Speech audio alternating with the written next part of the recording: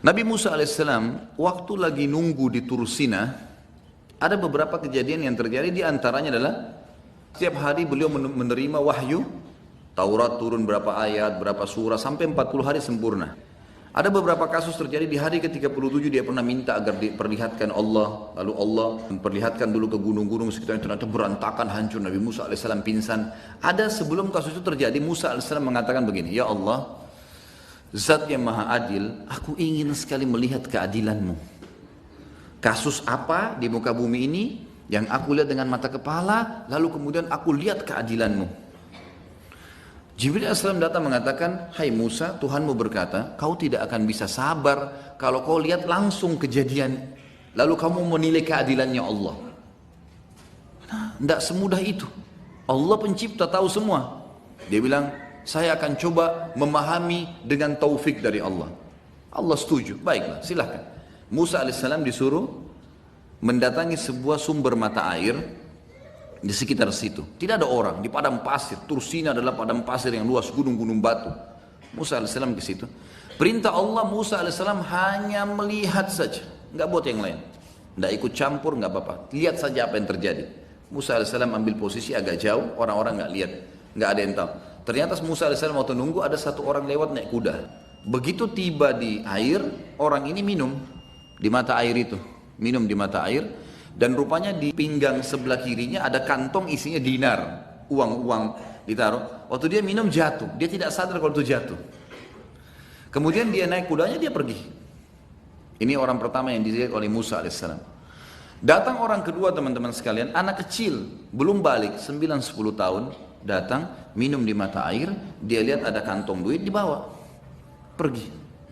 Orang kedua, Musa alaihissalam lihat. Orang ketiga datang, orang buta, sudah tua datang, dia dengar suara air, dia lewat musafir, dia minum air itu, dia wudhu, dia mau sholat. Dalam kisah ini dikatakan begitu.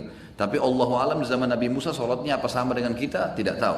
Karena syariat Nabi Musa alaihissalam berbeda. Mungkin jumlahnya beda, mungkin namanya beda, mungkin waktunya beda, Allahu alam, kita nggak tahu. Karena kita tahu adalah sholat yang diajarkan kepada Nabi SAW 5 waktu sholat ini. Waktu datang orang buta, begitu selesai wudhu, dia mau sholat, rupanya kembali si penunggang kuda tadi, kembali ke sini. Begitu kembali teman-teman sekalian, dia tanya si orang buta ini, hai orang buta, kakek tua, kamu lihat nggak duit saya? Kata si orang buta, saya buta. Nggak ada saya lihat duit, di mana duit? Kata orang tunggang kuda, saya yakin uang itu jatuh di sini dan tidak ada orang lain. Ini tempat kosong, kamu sendirian. Berarti kamu yang ambil. Kata orang buta, periksa saja, saya nggak ada ambil apa-apa. Saya wudhu, saya mau sholat. Ringkas cerita, bertengkar nih dua orang. Akhirnya penunggang kuda membunuh si kakek buta. Mati si kakek, orang yang tunggang kuda sudah lihat tidak ada orang lain. Dia mau minta di mana lagi, sudah dianggap hilang, pergi. Musa alaihissalam waktu lihat kejadian tersebut, dia bilang, ya Allah, saya nggak bisa sabar nih.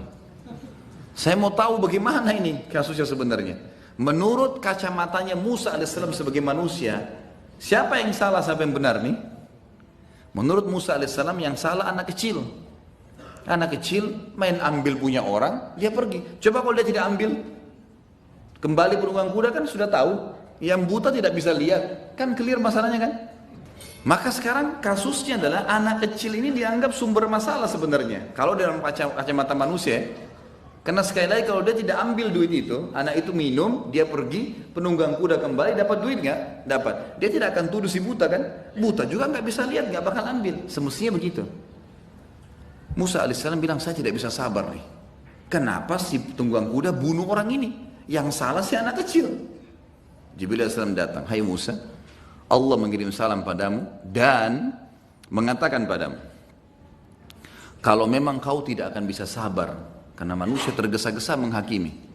Tapi begini ceritanya, hai Musa, si anak kecil itu adalah orang yang benar. Dari 3 orang ini, yang paling benar si anak kecil. Kok bisa, kata Musa? Jelas dia datang ambil duit. Kalau dia nggak ambil duit, tidak akan terjadi pembunuhan. Kata Jibril alaihissalam, anak kecil itu punya seorang ayah yang pernah dizalimi oleh 2 orang itu. Pernah ayahnya si anak ini kerja dengan penunggang kuda dan tidak dikasih gajinya yang jumlahnya sama isi kantong itu. Jadi jumlahnya, uang gajinya ayahnya si anak ini yang pernah tidak dikasih sama penunggang kuda itu seperti itu. Allah buat si penunggang kuda, teman-teman sekalian, menaruh uang di kantong, dia tidak tahu kenapa dia lakukan, tidak pernah terfikir akan jatuh di situ. Dia pergi ke tempat itu dekat dengan anak ini, kemudian jatuh di situ. Lalu Allah kembalikan haknya si mayit yang sudah mati, ayahnya si anak ini, dengan hikmahnya. Jadi anak itu tidak sedang mengambil hal yang salah. Karena memang jatuh di padang pasir, nggak ada pemiliknya, dia ambil. Dan ternyata itu memang hak ayahnya yang terzalimi oleh si ini. Baik, kata Musa alaihissalam, bagaimana dengan orang buta? Kata Jibril alaihissalam, ayahnya si anak ini, selain dizalimi oleh penunggang kuda, dia juga mati terbunuh, dan yang membunuhnya si buta. Ini yang buta ini tadi kakek, dia yang bunuh ayahnya anak ini. Maka Allah datangkan si zalim membunuh zalim. Bisa tangkap bagaimana keadilan Allah, bagaimana pengawasan Allah, teman-teman sekalian. Jangan bermain api dengan Allah. Jangan coba-coba, jangan. Berat. Kalau kita mau coba-coba, teman-teman sekalian, bahaya nih. Karena Allah syadidul iqab, berat hukumannya. Kalau kita patuh, Allah itu latifun bil ibad, lembut dengan hamba-hambanya. Nah, kita harus paham. Jangan konyol nih, saya buat nggak apa-apa, Allah nggak tahu. Hati-hati. Hukuman perbuatan dosa lebih berat daripada perbuatannya. Saya pernah kasih contoh, buat nota palsu 1 juta, Allah nggak hilangin 1 juta, 100 juta hilang dari antum. Capek, masuk rumah sakit, tabrakan, segala macam hal, hanya karena masalah itu. Buat dosa sejam berzina, teman-teman, cukup sakit 1 bulan, nggak berimbang. Tapi kalau ibadah terbalik, sholat 2 rakaat duha bisa bersedekah untuk 360 sendi. Hati-hati, jangan bermain macam-macam. Allah mengatakan dalam Al-Quran, A'udzubillahi minasyaitonirrajim, innahum yakiduna kaida. Orang-orang itu, kafir dan orang munafik, orang-orang ahli maksiat ini, mereka mengatur tipu daya. Apa kata Allah? Wa akidu kaida. Dan saya punya tipu muslihat dengan mereka. Pernah nggak teman-teman sekalian ingat kisah Fir'aun? Fir'aun ini monster pada saat itu. Dia menyuruh membunuh bukan orang Bani Israel, orang besar, semua anak bayi laki-laki. Anak bayi loh ini dibunuh. Kita, anak bayi itu kalau nangis rasanya mau digendong ya. Nggak ada orang kalau masih normal itu mau mukul anak bayi, nggak ada. Ditepuk, dikasihani, iya, itu perasaan fitrah. Apalagi kalau sampai dipegang, ditusuk. Berat. Tapi Fir'aun suruh, saking monsternya Fir'aun ini sampai dia mendatangkan bayi-bayi Bani Israel sebelum disembeli, lalu dijadikan sebagai program setiap prajuritnya harus cium baunya Bani Israel, tahu baunya Bani Israel. Didatangkan bayi anak Mesir, cium baunya, ini baunya orang Kipti, ini baunya Bani Israel. Sampai prajurit Fir'aun kalau lewat depan rumah dia tahu ini ada bayinya Bani Israel. Lewat digendong, mau dibungkus dengan selimut yang sama dengan orang Kipti, tetap dia mengatakan ini Bani Israel. Dari baunya dia bisa tahu. Bayangin, monster membunuh bayi. Apa yang terjadi? Lihat bagaimana tipu daya yang dilakukan dan bagaimana Allah membalas itu. Kotak kecil ditaruh oleh ibunya Musa di belakang rumah, talinya putus, ngalir. Kotaknya Musa di mana? Belakang istananya Fir'aun. Dia lagi duduk sama istrinya, prajuritnya lagi ada. Lewat kotaknya Nabi Musa, tercium Bani Israel. Kata prajuritnya, Bani Israel, Fir'aun, ini ada lewat di satu. Kata Fir'aun, bunuh. Monster, mau bunuh. Apa yang membuat Fir'aun tidak jadi bunuh? Kalimat istrinya yang bilang apa? Jangan kau bunuh. Siapa tahu bisa jadi anak kita. Dijadikan anak loh ini.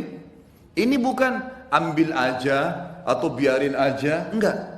Ambil, bisa jadi anak kita. Dengan hikmah Allah, Fir'aun sama Asia tidak punya anak. Fir'aun mandul, kata sebagian ulama tafsir, mandul. Dia suka bunuh orang, Allah tidak kasih keturunan. Enggak ada keturunannya. Akhirnya Musa yang dari Bani Israel hidup di istananya Fir'aun. Yang lain dibunuh, ini makan, minum dari hasilnya Fir'aun. Dan ini yang menghancurkan kerajaannya. Pernah Fir'aun berpikir itu sebelumnya? Masuk ke dalam istanahnya teman-teman sekalian. Jangan berani main-main. Ganggu istrinya orang, ganggu suaminya orang, buat ini. Masuk masalah di rumah antum nanti. Jangan main-main. Nggak boleh main-main ini. Buat nipu orang, masuk masalah di antum. Kata Nabi SAW, siapa yang mencari-cari aib saudaranya muslim, Allah akan bongkar aibnya walaupun dia rahasiakan di dalam rumahnya. Jangan bermain teman-teman, bahaya. Bertakwa kepada Allah, istiqamah di jalannya, antum akan hidup enak bergantung dengan Allah, itu bahagia.